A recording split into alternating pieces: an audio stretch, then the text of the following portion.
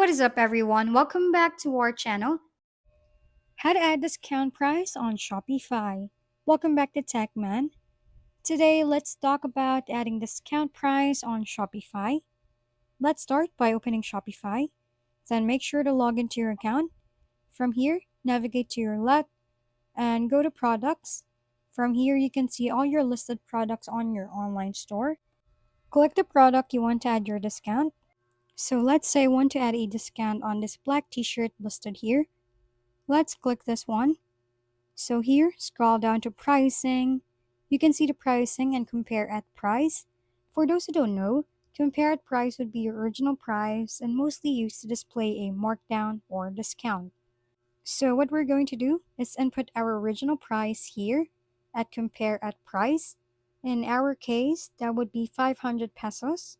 Next on the price over here, you have to input your discounted price.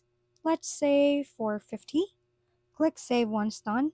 On the top, click on Preview. Now you can see that 500 pesos was crossed out and the new price is 450, and this is tagged as sale or discounted. If we've been helpful, kindly give us a thumbs up and don't forget to hit the subscribe and bell button for more contents. For any questions and suggestions, comment down below.